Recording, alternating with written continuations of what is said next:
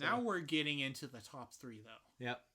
My number 3 is the Cell Saga. I feel like our top 2 are going to be very similar. Maybe. Unless your TN is up there. I know that's the one you haven't said from the Dragon Ball arcs.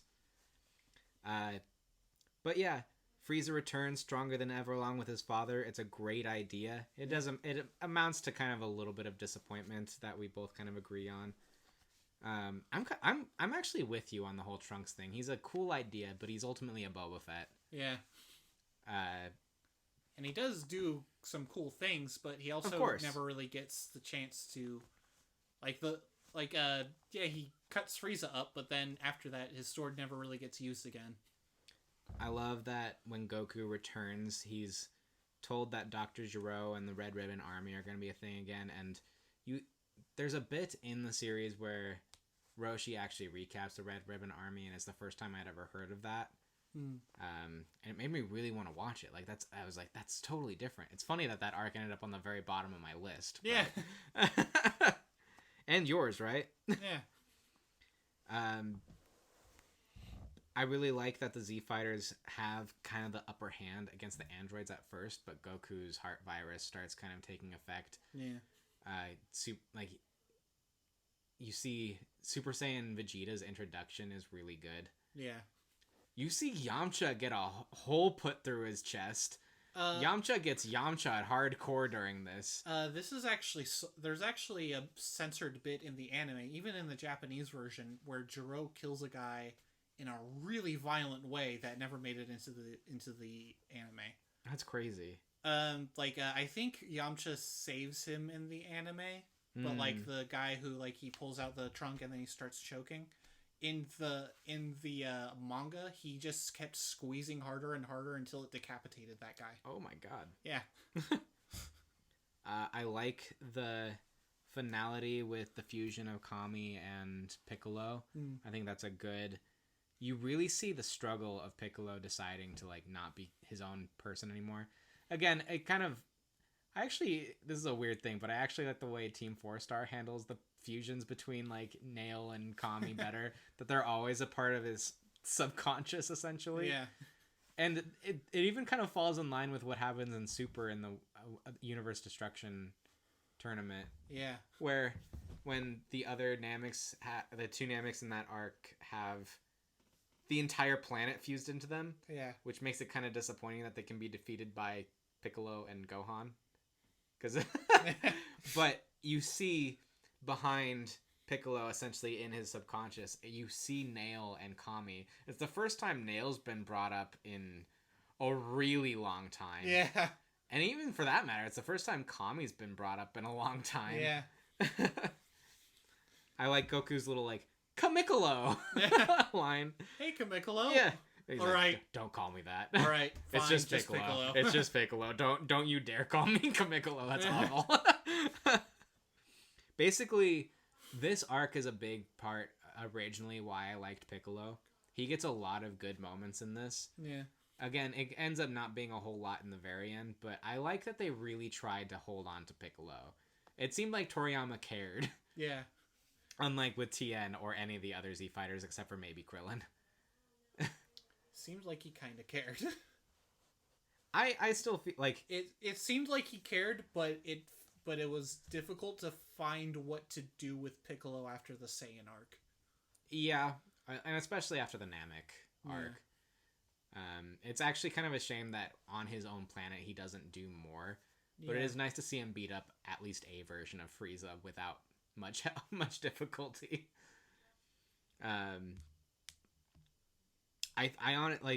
We mentioned this a little bit. The bits with Imperfect Cell, to me, I honestly wish it could have been more Imperfect Cell. Yeah. I don't care about the second Imperfect Cell, Semi-Perfect Cell. Yeah. I feel like they just continue to call him Imperfect Cell, but... Imperfect Cell is definitely my favorite design of Cell. And I think it's just the best version. His character changes with each one a little bit too. Yeah. I think it's his best character as well. Perfect Cell becomes a bit boring. Yeah, Imperfect Cell sure is... Well, he's really stupid for one thing. Is he? okay, let me run this back for you.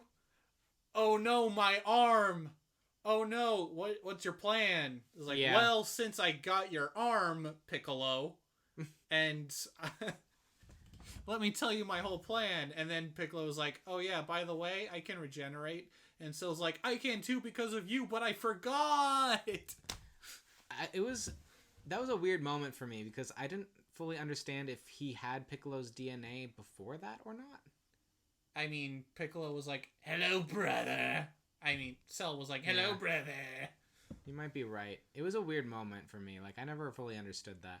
I also don't understand Cell's regeneration at all if he got it from Piccolo. He kind of did, and then Toriyama kind of made something else up later. Yeah. So that he could be brought back for a big beam struggle. Well, it gets brought up before then. Like, well, maybe it doesn't. I guess the regeneration that he has before that never takes his head off. Well, when Goku blasts him. But his... At that point, it was probably decided. Yeah, but like, isn't his nucleus supposed to be in his head? So how'd he come back from that? It was never said like... It said like any... As long as the nucleus of any cell... No, he said specifically the nucleus inside my head, and he even did the pointing thing to emphasize. I'd have to run that back. I don't remember that in particular. But yeah, it's one of those, like, it is a little weird. But there are so many, I feel like, good moments for characters in this. I really love the bit with Krillin saving, like, the girl and her little brother. Yeah, that was really good. It's a great Krillin moment. Piccolo, even if that part is kind of stupid with Cell's introduction, the fight between the two is still fun to watch. It's fun to watch. Dragon Ball doesn't have very many beatdowns that are fun to watch. Yeah. But that one is for me because, again, Piccolo is my favorite character, so that might be a bias. Yeah. But Piccolo also has probably my favorite fight in the franchise, which is versus 17. It's a good fight. It's a really good fight. It's actually pretty short, though. Yeah, it like, is. Watching it's surprisingly short, but I think that almost makes it better. Because so many fights stretch over episodes and episodes. That one might be 2. Yeah. I feel like it's the worst in this arc where it's like we're going 1-on-1 even though there's not really any reason to. At that point, I think there wouldn't have been any reason to go more than 1-on-1. Because, like, if anybody else went, there was 16 and 18 there as well. Yeah. So it was just kind of like you want to show off? I'll take you on kind of thing. Like, it was Piccolo's strategy to get them away. Yeah, but also just, like, no one really teaming up against Cell or anything. Yeah. But the only time it kind of happens a little bit is when Cell first becomes perfect. And you see, like, Krillin try, and you see Trunks try, and you see Vegeta try. And it's not really, like, a team attack, but you can kind of consider it, like, they're all attacking him. Yeah. But yeah, you're right. That is about the only time. I think that's why later in the arc, I like when the Cell Juniors attack, because you see everybody fighting. Even if it's, like, off to the side, I still really like that. I like that Goku's tired, and Tien and Yamcha both grab a Cell Junior by the arm and just, like, punch it in the gut. Yeah. Piccolo also does something along those lines to save Krillin. It introduces the fact that, like, I wouldn't say it introduces, but it really reinforces the fact that fighting is more than power. Yeah. Because you have the Super Saiyan grade 2 and then, like, grade 3, which they don't name them that, but until, like, Super, I think. Yeah. But grade 3 is just, like, the really bulky, whereas I think grade 2 is just kind of like a more perfected. Yeah, it's still definitely bulkier, but it's not bad bulky, I guess. They still have mobility. Yeah. Whereas the grade 3 reduces your speed and it takes more energy to maintain. And of course, the whole, like, Gohan finally having his big moment after the franchise. Yeah. is really rewarding. I like there is literally a moment in there where Piccolo's saying like, your son hates fighting. Yeah. Like, why would you do this? And Goku has a moment of like, oh God, what have I done? Yeah, and then Goku makes the same mistake in the Buu arc by putting even younger children up to defeating the bad guy. And like the moment where Goku sacrifices himself has like a real sincerity behind it. It does, despite the fact that like we've seen people die before. Somehow like that one, I never understood why he just picked King Kai's planet. Yeah. It was just a funny little moment, I guess. I mean, who else is it going to teleport to? Is it going to teleport to New Namek? No, but he could have picked like the middle of space. He was gonna die anyway. He could not have. That's not how instant transmission works. Is it not? No, he has to lock onto an energy signature. Oh. So that's why it had to be King Kai. I guess that's fair. Also, just teleporting to, the netherworld again. Yeah.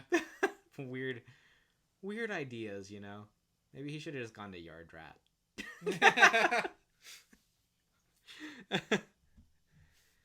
Quick, does anybody know what to do with this thing?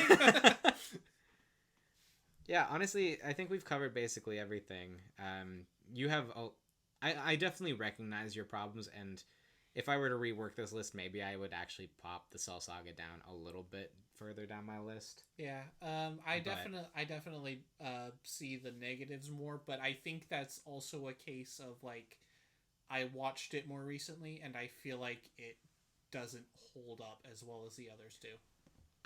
This used to be my favorite set of designs, and I will say that has soured a little bit for me. They get a little too 90s comic booky with their bulk in places, and their faces are a little rounder, I think. You mean like jagged?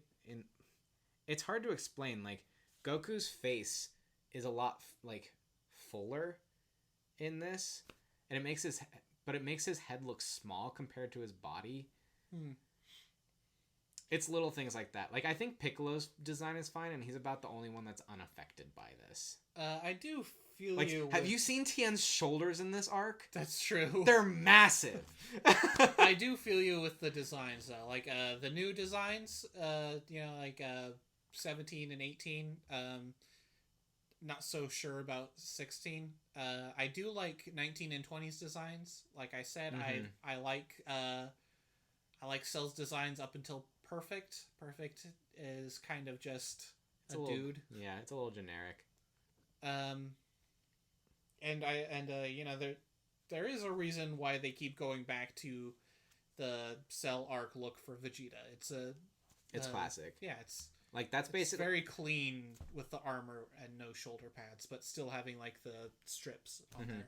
I like the designs. I just don't like the models, I guess. Yeah. They get very, their chins and stuff get very pointy, and I don't know. It's weird.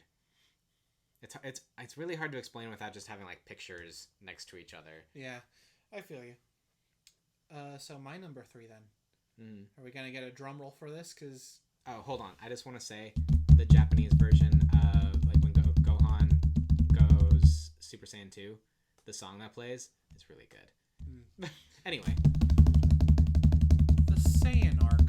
Really? Yeah. You like the Tien tournament arc better than the Saiyan arc? I do. The Saiyan arc was originally number 3 for me. So, this might sound contradictory, but the Saiyan arc has probably like my top, maybe I'd say my top 2 fights of the whole series. Saiyan arc. Okay, so I'm gonna go with I really like when Piccolo, Krillin, and Gohan are all fighting Nappa. There's a really good team dynamic with all of that. Is that one of them? It's not actually. It's actually Goku and Piccolo versus Raditz. It is a good fight. And then I feel like it's really underrated. Yeah, and then the whole fight against Vegeta. I think that fight is the best in the series. I feel like it's got some of the best highlights, but I feel like it goes on a little long. But that's my opinion. Its length, I think, actually kind of adds to the strength of it, because this kind of feels like one of the only fights where they actually get tired and really beat up. This is true. This is a good point. And so like that, and so the length does add to that. Mm-hmm. I just feel like there might be like one or two steps along the way that could have been like passed over. I kind of like the introduction, like they bring back the Great Ape, but they bring it in twice in this fight. Yeah. but I actually really like how they do it, because Vegeta was like, haha, I have this advantage now, and then Gohan has his tail and he's like, oh god, I fucked myself. The brilliant scientist. Yeah. This is the introduction of King Kai, who I absolutely love. King Kai is pretty good. Yeah. Did you introduction of Kaioken, which is the coolest. It's a good attack. Did you know Gregory is not a manga character? He is not. It's weird. Yeah, but I like Gregory. I do too. That's why I was surprised that he wasn't a manga character, because he seems like he would be. I really like what they did with Goku's backstory here, and revealing him to be an alien, and kind of going for the Superman route, but like making him like kind of an anti-Superman, where he was sent here to destroy the Earth, but the goodness of the Earth made Goku good. Mm-hmm. And then so that's sort of the theme going forward is, Goku is, I'm not a Saiyan, I'm an Earthling. And the Saiyans going like, that's nuts, this place sucks, you are a Saiyan, and you are kind of strong despite that, being such a crappy Saiyan. That's weird. Doesn't he also find out that he was the one who killed his grandfather in this arc? He does. Yeah. This is the last arc that feels like, we're talking about how the Piccolo Junior arc is kind of like the one that first feels like Dragon Ball Z. Yeah. I feel like this is the last arc that feels like Dragon Ball. Yeah. And Kaioken is so good, like I said, and used to great effect here. Mm-hmm. I really like how Vegeta goes into his desperation when Goku has basically already lost. Because he won the beam struggle with Kaioken times 4, mm-hmm. but he's so messed up at this point that even Yajirobe giving him a slap on the back is like, this is unimaginable pain! Yeah, and then Vegeta drops down and, he's still, like, standing, and Goku's like, alright, I just gotta pretend and hope he goes away. Mm-hmm. And it backfires. I really like how the Spirit Bomb is used in this arc. Mm-hmm. Krillin actually throws the first Spirit Bomb. Yeah. Well, I guess that's not true. Goku technically throws like a proto one. Yeah. That blows up that super strong material. Yeah. But it doesn't look like the Spirit Bomb yet. Yeah, and of course we have how everyone has to work together to fight Vegeta. It just feels like such a desperate battle. Mm-hmm. And everyone is just so haggard and beaten up by the end, and even Yajirobe ends up getting some really good shots in. Yeah.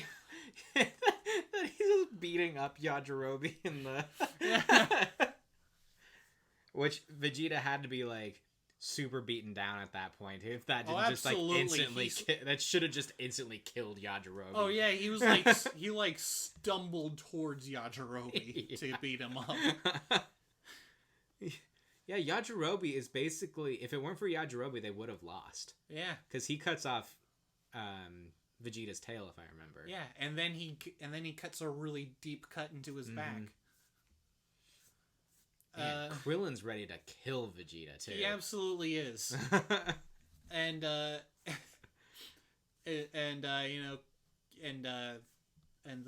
the end of that arc is really strong. Like it's all really good. The reason that it's at my number 3 is that I feel like the villains in this arc aren't great. It's just it's kind of funny given how iconic Vegeta has become. Mm-hmm. But I think he became iconic because of his arc after this. he is not Yeah. a great villain, other than that he represents the opposite of Goku. Basically. Yeah, because you don't really know his full intentions of why he wants the Dragon Balls, except that I believe he wants to become immortal. Yeah. I think that's his goal.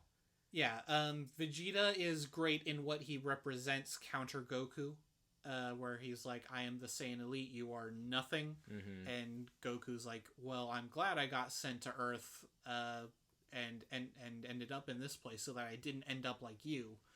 And Vegeta is a great wall and a great both physical and like metaphorical, I suppose, because of what his and Goku's fight represents.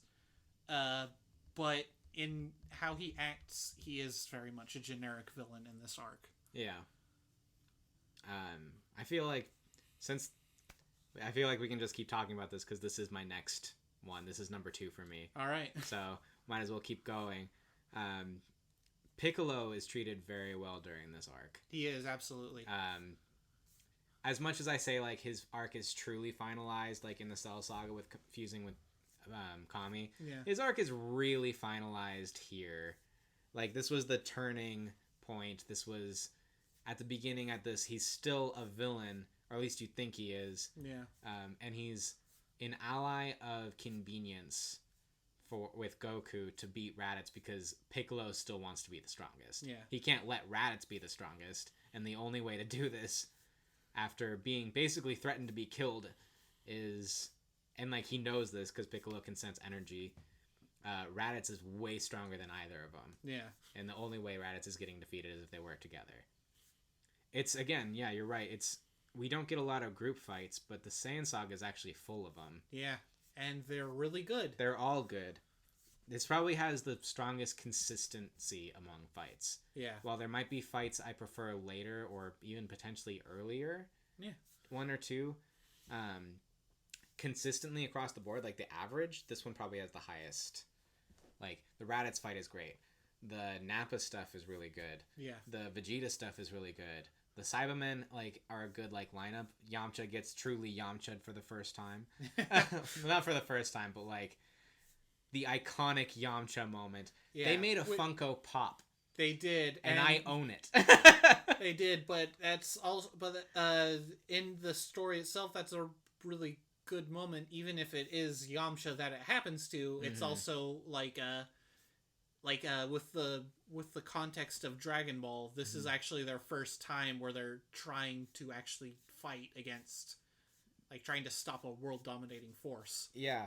And the only things are just dire for them. They are. Like, Yamcha, like, they're kind of setting up, like, yeah, we'll do this like a tournament. Yamcha fights a Cyberman and kicks its butt at first until, like, one of them, like, leaves behind and just explodes him. Yeah. Meaning rules are off. Oh, yeah. And then Krillin comes in and just blows them up, and you're like, okay, good for Krillin. Maybe they have a chance. And then Nappa just beats them down. They're trying everything to win. Yeah. To the point where Chaozu blows himself up, and it does nothing. Yeah. Why is Chaozu there?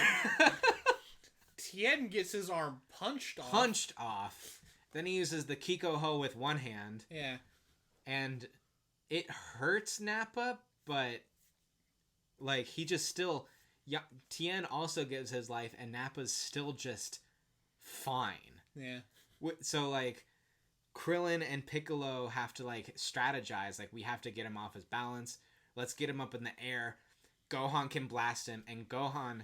This is the first time he's actually been in a fight. He's horrified. Yeah. He's watching people literally blow up. People his father grew up with. Yeah. This arc has just offers fantastic fights. And the anime with its filler, I think, also helps this.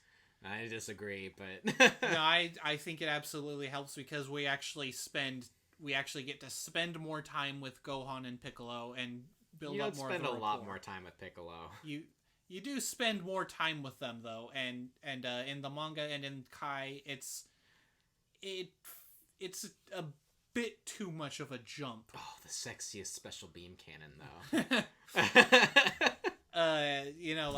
Like in the manga and in Kai, Gohan gets left up on the thing, and then he turns into the Great Ape, and then he falls down, and then we're left on that. And then next we see Gohan is completely self-sufficient, completely confident, and all that. I can give you a little bit, but I wish the stories that they used were better. I don't like Gohan being stuck in the cave with the robot. I think it's dumb. I don't like Gohan dealing with these kids that mean nothing. I think it's dumb. But it does have the moment where Gohan makes it back home, and then he goes back to Piccolo for training, and that's a great moment. That's a good moment. I'll give you that one.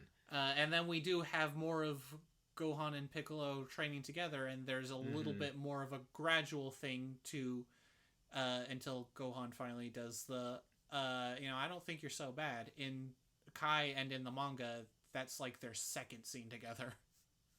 Fair enough. It moves too fast, and it just doesn't have. And then Goku on Snake Way is completely uneventful. I know, but like the stuff that happens on Snake Way again, like it's fun, but it's also pretty dumb. The Princess Snake thing, I don't know. I have very mixed feelings about it. Yeah, that's fair, but I like the stuff with the ogres. Yeah, Goku falling into hell. That Heffel. Yeah. Goku falling into Heffel. It feels like it's strange that they didn't do it in the original, you know? Yeah. And I absolutely love Dragon Ball's version of Heffel. Is that in the manga at all? No. Not even like in later arcs? Nope. Wow. That's a nice addition that the anime did, though. Yeah, the Dragon works. Ball version of the Afterlife, or particularly Heffel, is a completely anime invention, and it's absolutely fantastic. It fits in so well that I was also surprised to learn that, you know? Yeah. No, I really like that bit. Okay. I will give that bit on Snake Way. I just think the running on Snake Way is occasionally excessive. Yeah. But it's nice that there's more space in between Raditz and Vegeta and Nappa. Agreed. I like that there's more space. I wish there could be more good, eventful stuff used in that space. Yeah, I'm sure a lot of this is also because I haven't seen that filler stuff in a long time. The robot one is pretty bad, and so is the one with the like runaway children. I remember liking the dinosaur one and the robot one. Those felt like big growing moments for Gohan, so I liked those. They are. Again, I wish these moments could have been in better stories. Yeah, fair enough. So I guess now we'll go to my number 2. Yeah, I think, except I will say, Piccolo Sacrifice, we didn't even mention it. It's such a meaningful moment, because it is that definitive, like, Piccolo has turned a new leaf. He is willing to sacrifice himself, and honestly, the Dragon Balls, just to save Gohan. Yeah. The child of his enemy. It is a great moment. Yeah. And that is why I say Piccolo's true, like, arc probably ends there, and they just give him good moments later on. Yeah. Yeah. All right. I just wanted to mention that, because we talked about Piccolo's growth, but we didn't talk about what it led to. Anyway, yeah, your number 2? My number 2 is for Tien. Yeah, I was going to be real mad. No, it is the Tien tournament arc. I'm honestly a little surprised. Not that I have anything against this, just... So yeah, I was talking before about how, I had this sort of built up in my mind, all this stuff about what Dragon Ball was like and everyone was equal. This kind of feels like the only time where that actually was. Mm-hmm. And yeah. Tien, and I was like, all right, so, some of the villains turned good guys were kind of underwhelming. How's Tien gonna fare? And honestly, Tien as a villain was one of my favorites. I just barely count him as a villain, though. He was fantastic as a tournament arc villain. Yes, okay. He had the menace to him by being linked to mercenary Tao, and the bastardry going on, but he also had the charm with his relationship with Chaozu, like how he's talking up a big game one moment and being the total cocky asshole, and then like with Chaozu taunting Krillin and Tien taunting Yamcha, and then like Chaozu is like, I have one hair, and Tien immediately goes from taunting bastard to, Chaozu, sweetie, put your hat back on, you don't want to catch cold. he does really look at Chaozu like he's his son or something. It is, or and like it's hilarious. Or a very young brother kind of thing, yeah. And it's hilarious. This is the arcs where Yamcha and Krillin do their first Kamehamehas, and that's cool. That's true. The nothing fight that Master Roshi gets is really funny. Man Wolf, if you remember. Oh, I do remember this one. Man Wolf was funny. It was funny. It was a really weird moment, but it was funny. You're right.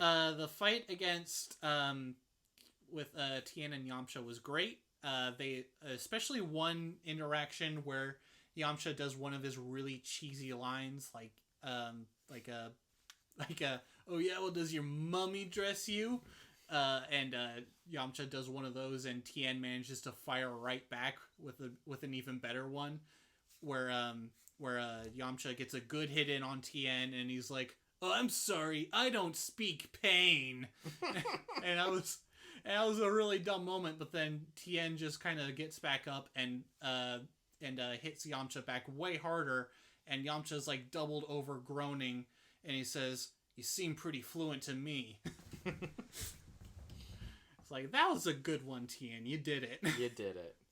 And then he takes it too far and breaks Yamcha's leg, and he's like, "Oh man, it's really real now." You know, like this feels like an escalation from the previous tournament arc, but it also doesn't feel like, oh, the world is at stake. So it still feels, it's still fun and all, but it's been escalated in a really interesting way. Yeah, there's no real, other than winning the tournament, there's no real stakes in the first tournament arc, and I will give you that. Whereas this one feels like, what'll happen if we let Tien win? Like, it doesn't so much feel like what'll happen if Tien wins as so much as like, all right, we've got like a rivalry going on between martial arts schools. That's very traditional. That's really cool. Yeah. But then when it comes out that Goku killed Tao, then Crane Hermit and Tien are like, we are going to kill Goku in response. Then it gets real, and then like you're really looking forward to that fight. Yeah. There was also shout outs to filler. Very good in this arc. They just gave a whole lot of really good moments between the characters. You know, like everyone playing poker was really fun. And then there was a really funny filler helped kind of flesh Launch out a little bit, where you kind of see her blonde personality warm up to them more gradually than in the manga. And there was a really funny bit with Launch in filler of this arc, where like the prize fighter guy was gonna go up against Goku, and so like his manager sneaks sort of tricks Goku into the car to make him miss the fight, but Launch had just bought him ice cream.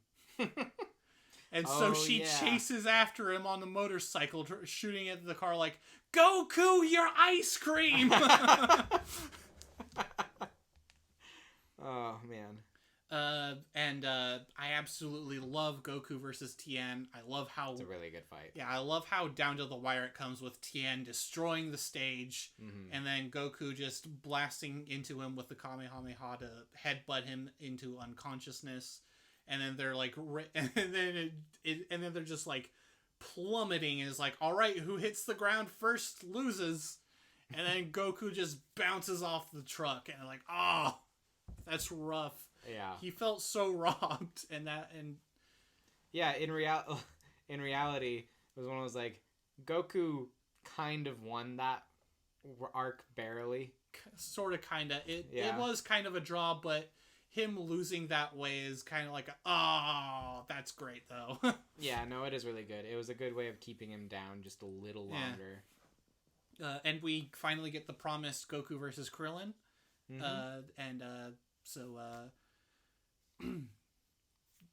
So yeah, I absolutely love this arc.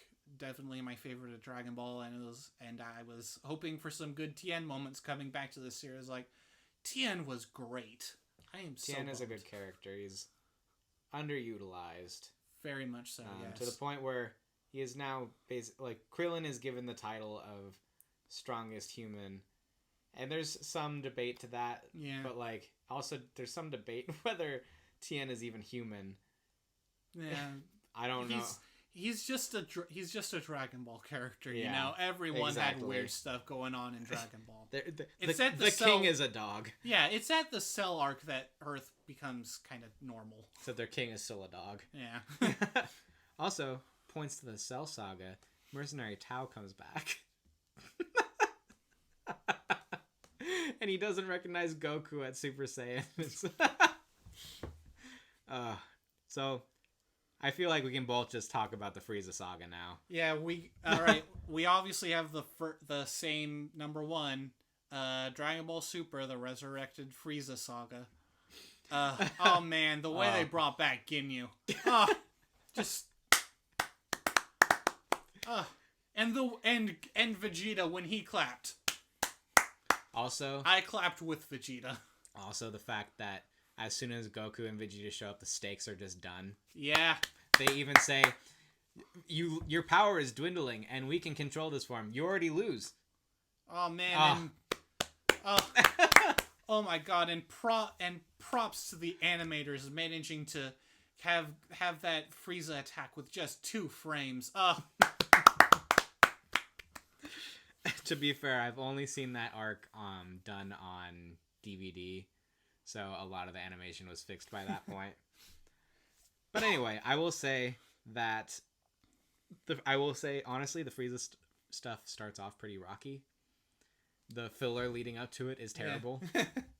The bit on that ship, the only good part of it is you kind of like hear whispers of Frieza. Yeah, it does help build him up a little bit. A little bit, but the story itself is bad. Yeah. The fake Namek. They spent actually a couple episodes on that fake Namek, and it's bad. I don't remember it enough to it's just bad talk much of the filler. It's just bad. But the start of this arc is really good with how they handle dealing with everyone being dead, and like, all right, well, we need a plan, and everyone sort of pitches in, and they actually work out a plan. I think it's Krillin that comes up with the idea that if Piccolo's a Namek, and he was the reason the Dragon Balls are around, or Kami is in that case. Yeah. Maybe the Nameks have Dragon Balls. Yeah. There's just really good character moments with how Bulma is handling it. It's pretty funny when Bulma's trying to summon the Saiyan ship and it just explodes on the news. Yeah. And the thankful bit of levity of Chi-Chi running out of the ship, jumping straight over Goku and picking up Gohan. Why was Gohan's hair a bowl cut in this? Because Chi-Chi demanded that he get a haircut. But it's so... And I guess she insisted on doing it herself. I will say, like, once he's in, like, the Saiyan uniform, for some reason it doesn't look quite as bad. Yeah. But when he's in his Namekian uniform, he's... Especially when he's in a little bow tie and everything. Yeah. I like the training that Gohan and Krillin do on the ship when they're like meditating with each other. It kind of bums me out that Gohan is just that he's able to defeat Krillin already, though. Yeah. I know they show that his power level is slightly stronger than Krillin in the Saiyan saga, but Krillin has way more experience as a fighter. Yeah, it's also sort of a thing that doesn't really make sense how they did. Oh, image training. It's neat. I like it. I can get behind it because I feel like if nothing else, they can plan like strategies and stuff. Yeah. Obviously, they're not going to take damage during it, but I feel like you can kind of set your own rules. Yeah.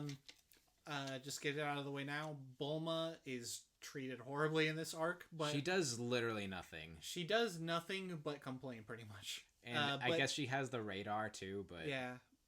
I guess in her defense, though, she was just through a lot and is probably lashing out. I don't think that's an excuse for the writing. Yeah, fair enough. The second they get to Namek, the tension is high. Oh yeah, absolutely. They already think Vegeta is going to be a threat. Yeah, and the start of the Namek arc is easily the best of Dragon Ball. Like you have all these different factions searching for the Dragon Balls. Vegeta's back, and he's become much more interesting as sort of a third party. Sort of a chaotic third party. You don't really know what's going to happen with him. Right. As far as you know, at this point, he's still a villain. I mean, he still basically is. He's just not Frieza terrible. Yeah, and I also got to take a moment out to just praise the heck out of the scene where Vegeta goes back and gets healed up. Because throughout the Saiyan Saga, Vegeta's been talking up a big game. He is the super elite, the strongest of all Saiyans.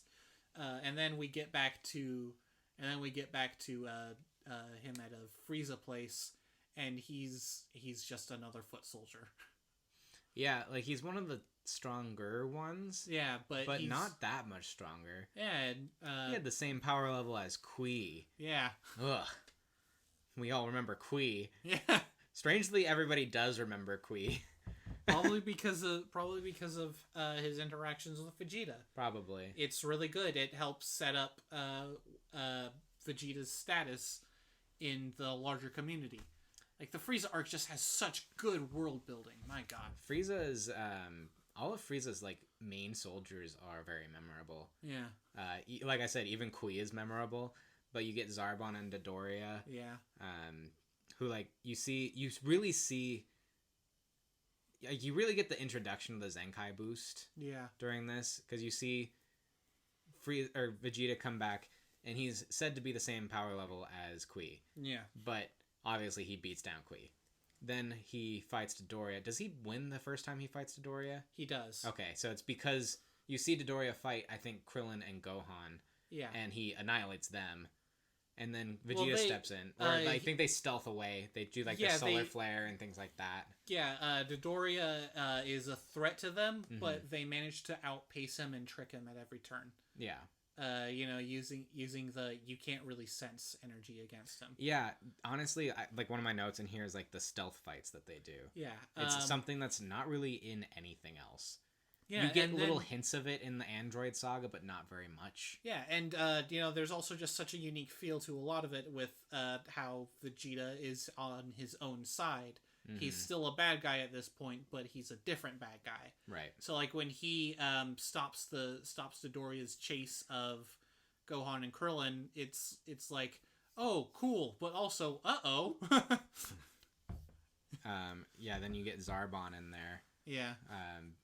Who's actually, like, I like the fact that he's got that transformation, but I don't really like Zarbon that much. Yeah. He's fine, whatever. Yeah. But I like the dynamic he had with Vegeta, of course. And he introduced transformation and then... Controlled transformation. Yeah. Well, that sort of transformation, it was like, Frieza can do this too, just so you know. So you're really screwed if you try to do anything. And then we really get the Zenkai boost hammered in here, where he gets absolutely destroyed by Zarbon, and then he comes back and absolutely thrashes Zarbon. And then we get the Ginyu Force. They're so good. And you get basically the final like team battle during the Ginyu Force. Yeah. You get a little bit with like Goldo. Like Gohan and Krillin are basically taking him on, and then Vegeta friggin' decapitates him. He does, yeah. And then you get Raccoon, where they never have the upper hand, but you get an occasional they pull a fast one on him. Yeah. Which is nice to see. Like, I think isn't he shooting like a mouth beam, and like Krillin, I think, like gets his, like, basically shuts his head or something. Yeah, he's about to do it, and then Krillin and Raccoon blasts his own teeth out. Yeah, this has one of the most blatant. We gotta power our characters up. Yeah, by just bringing him over to Guru and like, all right, here's your potential. It's unlocked now. Which always confused me why Gohan could then still like hit an inner power. Yeah. Like, wait, what was his potential then? Yeah, it doesn't really amount to anything. No. It was basically just, all right, you're a little stronger now. Yeah, and sort of to bring Dende up to speed a little bit, and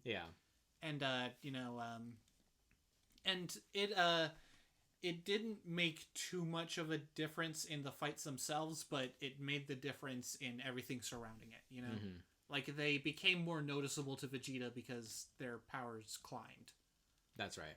They couldn't. They couldn't like stealth around anymore. Yeah, and that also gave the reason to go back to Gurus. Mm-hmm.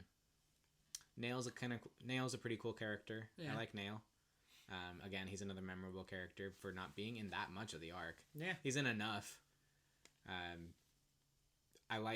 It's a beatdown, but I like the fight between him and Frieza because you get the first display of Frieza's power during that point. Yeah. You get, like, this ominous feel of him before that, but that's the first time you see him, like... They don't show it, but you know Nail's tough. Like, I think they talk about how... I think there's a tension between him and Vegeta in a scene where you don't know who would win the fight. So you assume he's at least as strong as Vegeta at that point. Yeah, Nail was really strong. Yeah. You also got the scene where Vegeta pulls a fast one on Frieza. That's one of the best things. Which moment is that? When he got brought back in to get healed up, and then Vegeta starts stealthing around the ship and shooting blasts different directions to draw their attention different ways, and then Vegeta takes all the Dragon Balls. Yeah. One of the things I kind of like about this arc is a thing that for a moment I was thinking I didn't like about it, but it's when Goku shows up. There's this moment of he's going to take care of things. Yeah. And he easily wipes the floor with Jace and Birder. And honestly, he has the upper hand on Ginyu the whole time too. Yeah. But then Ginyu switches places with him after punching a hole in it himself. Yeah. So Goku ended up kind of screwed. So he has to, not only is he the Snake Way thing is fulfilled, you get the Snake Way thing twice kind of, because he has to spend time healing himself. I like the dynamic of, there's a really great image in this of Gohan trying to imagine his life with Goku if he still looks like Ginyu. Yeah. But you see Gohan attacking Goku's body essentially. Yeah. And it's nice to see Gohan start to overcome some of his, I'm trying to small behaviors. He's becoming more of a fighter at this point. Yeah. And then Piccolo shows up, and we start to get, or does Piccolo show up before or after this first transformation of Frieza? He shows up after the first transformation of Frieza because he manages to go toe to toe with second form. Mm-hmm. But it's at third form that he loses. I would say even Piccolo had the upper hand on the second form. Kind of. Piccolo never felt like he was in danger, especially after he like drops the weighted clothing and everything. Yeah. But as soon as But it never felt like Frieza was in danger either. Frieza felt like he was in enough danger that he had to transform again. Yeah, just to get it over with, and it's like, oh, this is getting exciting. Oh, I'm Frieza. I guess I'd have to watch that again. It seemed like to me he transformed out of desperation for Form 3. The fourth one was like, I can go stronger. you want to see? Because Vegeta was talking a big game at that point. Yeah. He's like, I'm tired of you. What's a Super Saiyan? But he was... You're dumb. Yeah, but Frieza was also using the... transformation to his final form to be like, all right, so how is everyone keep getting healed? Because they were like, okay, he's transforming, he's indisposed for a moment, and that's when he sees Dende healing. Mm-hmm. Yeah, and then there's a brief time here when Vegeta seems like he might be able to do something against Frieza. Yeah. But Frieza is just toying with them the whole time, and you see more and more as the fight goes on how much Frieza is toying with Vegeta. Yeah. To the point I think Vegeta cries. Oh yeah, Vegeta's whole whole identity and his pride and everything just completely collapses. He's straight up just cries. Mm-hmm. Which, that's a crazy moment. It is, yeah. Especially... Vegeta gets fleshed out so much in this arc. Yeah. To the point where, like, originally when I was younger, I didn't really like Vegeta. But more and more as time goes on, I understand the like for Vegeta. Yeah. He's still not my favorite character, but I understand why he is some people's favorites. Yeah. Then we finally get Goku back. Yeah. And he is... I love the early parts of this fight. Oh yeah, absolutely. This is a great fight. I also just want to talk about Goku in this arc, mm-hmm. and like how his character has sort of changed from the Saiyan arc, and like just what makes him so much stronger in this arc. Mm-hmm. And it's that there was the theme in the Saiyan arc of like Goku is, I am an Earthling here to defend it from you Saiyans, mm-hmm. you know, and then the Frieza arc is kind of Goku, what's the word? Gaining acceptance of his heritage, or... Yeah, I just know he uses the phrase, I'm a Saiyan from Earth. Yeah, and that's really big, you know, and it also shows in how he trains coming to Namek, where Vegeta is abusing the Zenkai boost over and over.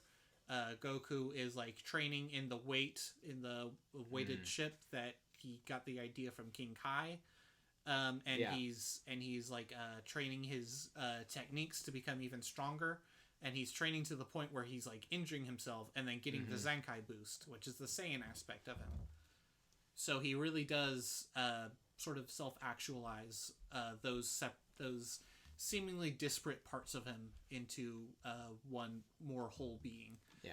And so that's why Goku manages to come in and stop Frieza where Vegeta could not. He was so focused on the Saiyan aspect, mm-hmm. Where like that was his whole identity, and that got totally torn down by Frieza. You know, all he had was his power. All he had was the Zenkai boost. Mm-hmm. And Goku had his techniques and the Zenkai boost. And Goku utilizes his techniques so well against Frieza to the point where Goku never has the upper hand. He's struggling to stay toe-to-toe with Frieza the whole time. But the fact is, like, he's catching Frieza off guard in a lot of moments. Yeah. Frieza's still cocky. He's not using his full power. But he's underestimating Goku because of what he's been going up against this whole time. Yeah. Goku's using his tactics as a martial artist to pull fast ones over Frieza. He's going into the clouds, realizing Frieza can't sense his energy. Yeah. He's going under the water using his weird Kamehameha wave. Yeah. He's doing all these crazy things just to try and keep up with Frieza. Yeah, and it's so good. Yeah. This is probably my favorite part of the fight between him and Frieza, honestly. Yeah, it is really good. And you know, and then the fight does evolve, you know, like mm-hmm. Where Frieza is like, all right, I'm gonna start going kind of serious now, and it starts getting really desperate, where not even Goku's tricks can mm-hmm. He can keep up with him anymore. So and then we get the Kaioken times 20, right? Which was awesome. And all that manages is to make Frieza angrier. You get that awesome moment, and then after that, all Frieza says is, that one actually hurt. And mm-hmm. it's like, oh god. Then we get Krillin and Gohan giving Piccolo their energy so he can distract Frieza just long enough for Goku to pull a Spirit Bomb off. Yeah. And for a minute there, it looks like it worked. Yeah. Frieza, I think it even blasts off Frieza's tail at that point. It does. Because Krillin cuts off Form 2's tail. Yeah. But it grows back by Form 4. Yeah, it does. I think it's still cut off in Form 3. So I don't know why it grows back at that point. But it doesn't make it. Don't worry about it. Yeah, it's fine. But then Frieza comes back just pissed. Yeah.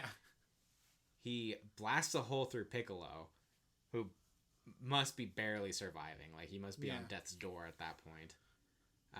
And then, of course, the iconic moment of him blowing up Krillin. And, of course, Super Saiyan, which Probably first time is so awesome. The most iconic moment in the series. Absolutely. And, you know, we actually haven't talked much about Frieza, but he is also the most iconic villain of the series. Yeah. For a good reason. He is really terrifying, but he's also really charming. Mm-hmm. I really got to give credit to Kai for the new casting. It's really good. It's closer to the Japanese voice. It is, I never really got Frieza with the old dub voice, and I hate to say it, you know. Yeah, like, it's not that actress didn't do a bad job, but it doesn't. No shade to her. She's great Genkai. Exactly, I was about to bring that up. Like, as Genkai, great. Yeah, perfect for that character. I just don't think. I think it was a miscast for Frieza. Yeah, I mean it's fine, but the Japanese voice and the new voice for like Kai and Super is great. Yeah. I love the Japanese laugh.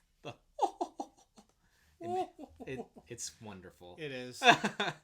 It's such a twist. Like, it is one aspect that even like the American voice actor currently doesn't quite have. Yeah, there is a brightness. There is a brightness to the Japanese voice. Yeah, he kind of splits the difference between that and the original dub. Don't get me wrong, fantastic work on both accounts. But that Japanese just has that slight lift. Yeah, that really makes me enjoy Frieza that much more. And that's another thing that I kind of want to go back to. I want to see the Japanese for. I want to see that whole Frieza arc with the Japanese voice. I honestly feel like the climax of this is Goku turning Super Saiyan. Yeah. Because at that point, it kind of hits the opposite end where Goku never really seems to have... Like, or Goku always seems to have things kind of in hand. Yeah. Frieza pulls off one last trick of turning, like going 100%. Yeah. But even then, I feel like he gets like a few good licks in, but Goku just kind of continues to move forward. Yeah. Like it would be kind of disappointing if the fight had just stopped there, but it's also like the moment is kind of past now, and they are a little bit more even now. But but man, it is so satisfying when Goku first transforms and Frieza's just like he's so caught off guard. Yeah, he's caught off guard, and then he's like, well, whatever. I haven't seen this before, and then when Goku starts absolutely thrashing him, Frieza just like can't even comprehend it, and it's so satisfying after just the desperation of the whole fight beforehand. We haven't even talked about Purunga. Purunga's cool. Purunga is cool, and I love the fast one they pull over Frieza when Purunga's back. Yeah, because they summon him earlier and get Piccolo wished back to Namek. And I think they have that one wish. Do we have one or two wishes left? They have one wish left. Yeah, they have one wish left. And they summon Shenron to, I think, revive everybody, and they use Purunga to transport everybody back to Earth. Yeah. But Frieza runs over to Purunga and tries asking for the wish, but for one thing, it's not in Namekian, and the other one is that Dende has already asked the dragon. Yeah. So Frieza's just 100% defeated at this point. Yeah. He can't beat Goku. He can't be immortal. And he's blown up this planet where the Dragon Balls exist. Yeah. And I also actually do like the moment of like when Frieza does get cut in half, and he is brought so low that he begs Goku for his life. Yeah, and Goku, even in the state that he is, he can't bring himself to kill Frieza when he's begging for his life, laying there like that. Yeah, because other than King Piccolo, had Goku hadn't been the one to kill anybody. No, he had killed plenty of people in the Red Ribbon Army. Did he kill them? He certainly killed Black. You might be right. I'm just like, yeah, I guess. Some of that feels like they hadn't fully established what Goku was all about at that point. Yeah. I know, and there was like a big moment of when he killed Piccolo.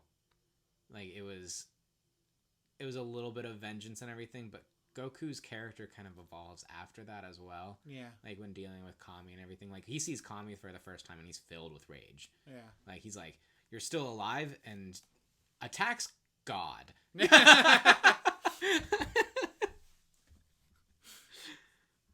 But yeah, I feel like I don't know if there's much more to say. Yeah. I think we did it. This will be split into another part. We hit 2 hours on this part of the recording. Of course. Somewhere in there I will split it. Yeah. Probably around the point where we hit our top 4, top 3. Yeah, probably. But yeah, this was a good talk. Mm-hmm.